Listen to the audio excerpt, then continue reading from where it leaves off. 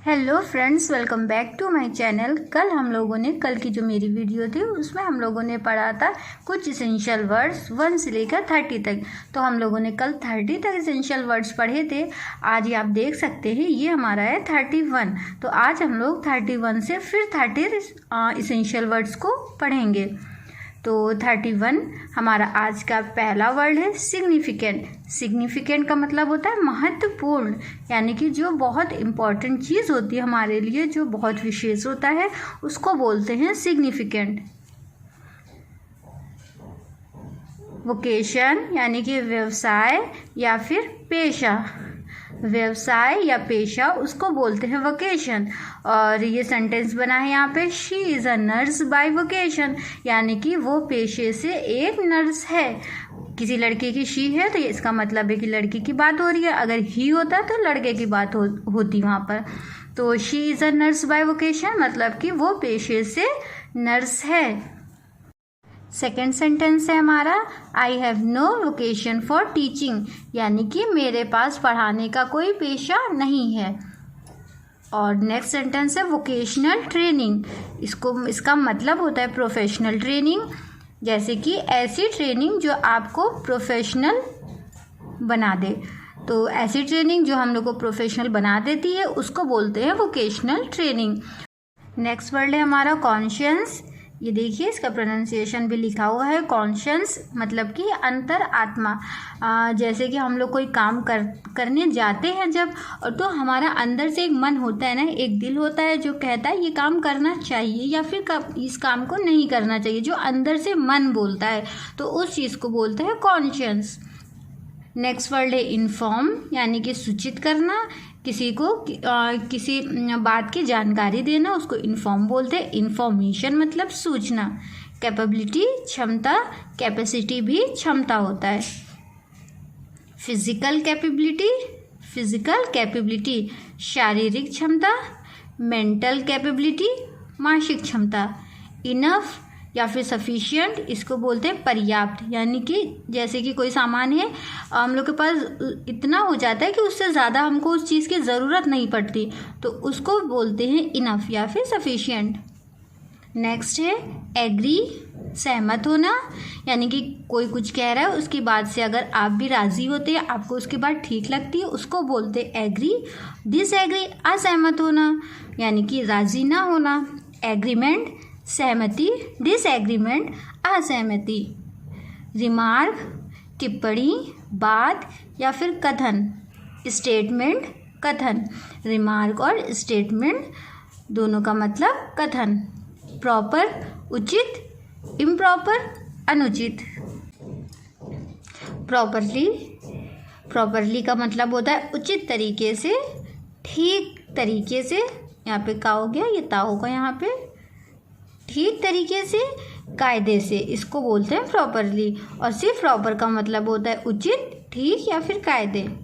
Improperly अनुचित तरीके से, ठीक है।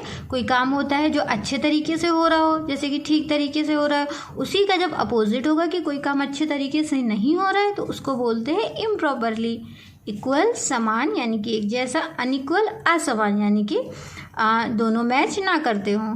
ऑब्जेक्टिव उद्देश्य। कंट्रोवर्सी विवाद।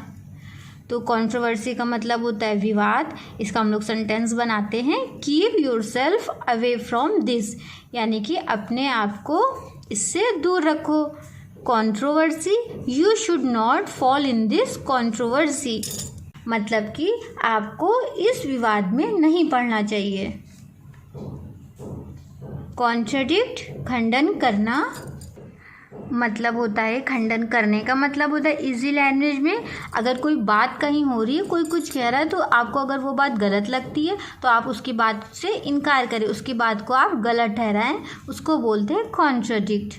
या फिर विरोध में बोलना, इसको विरोध में बोलना भी बोलते हैं। सेकेंड वर्ड है एक्सेप्ट, स्वीकार करना, यानी कोई चीज़ आप जिसको कोई कुछ आपको देता है या कुछ कहता है तो आप उससे राज़ी हो जाते हैं या वो चीज़ ले लेते हैं, उसको बोलते हैं एक्सेप्ट।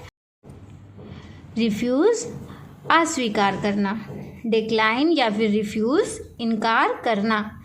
एडॉप्ट ग्रहण करना, गोद लेना। बेबी वगैरह को लोग गोद ले लेते हैं, उसको बोलते हैं एडॉप्ट। फिर ग्रास्प, ग्रास्प हिंदी में लिख दिया है, इसका मतलब होता है समझना। किस चीज़ को समझना?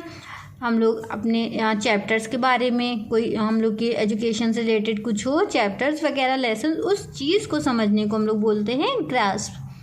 ग्रास्पिंग एबिलिटी, समझने की योग्यता। कॉम्प्रीहेंड, कॉम्प्रीहेंड हिंदी में यहाँ पे लिख दिया है प्रोनाउंसिएशन के लिए, समझने के लिए। कॉम्प्रीहेंड यानी इसका मतलब होता है पूरी तरह समझना। कॉम्प्रीहेंड, पूरी तरह समझना, किसी बात को अच्छे से समझ लेना, उसको बोलते हैं कॉम्प्रीहेंड। रिजॉल्व, सुलझा लेना या फिर दृढ़ प्रतिज्ञा लेना। रिजॉल्व का मतलब है अगर कोई आपके पास कोई भी बात हो, कोई भी प्रॉब्लम हो, उसका आप सॉल्यूशन निकाल ले, उस बात को आप सॉल्व कर दे, उस प्रॉब्लम को आप सॉल्व कर दे, तो उसको बोलते हैं रिजॉल्व। डिटरमाइन, पक्का इरादा करना।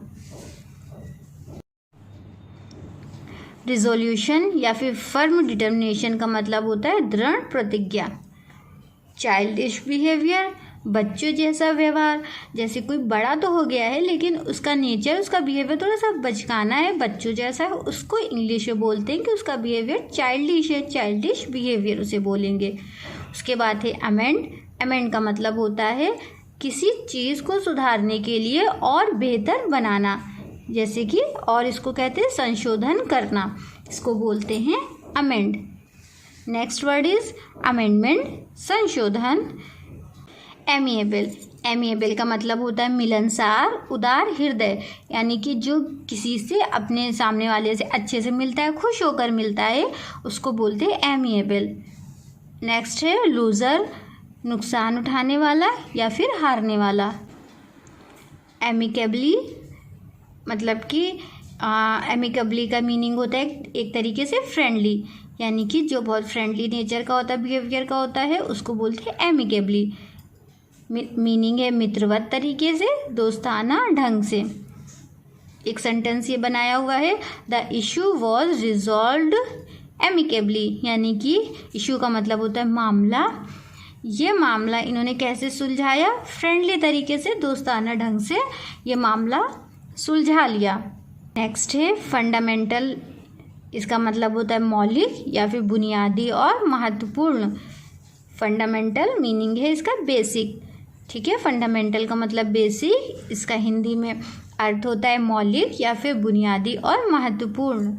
नेक्स्ट है फंडामेंटल राइट्स, मौलिक अधिकार या फिर बुनियादी अधिकार।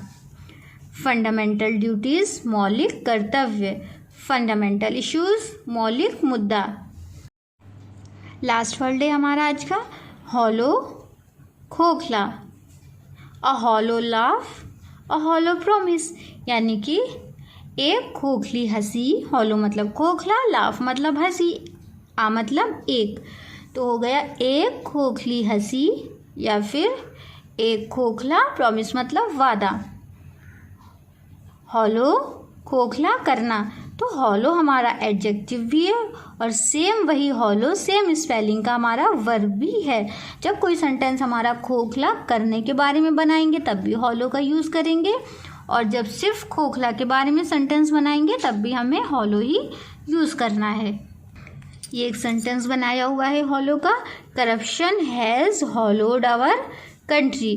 करप्शन मतलब कि भ्रष्टाचार, भ्रष्टाचार्य ने क्या कर दिया है? कंट्री यानी कि हमारी कंट्री को हॉलोड, हॉलो की सेकेंड फॉर्म हॉलोड यानी कि खोखला कर दिया है। करप्शन ने हमारी कंट्री को खोखला कर दिया है।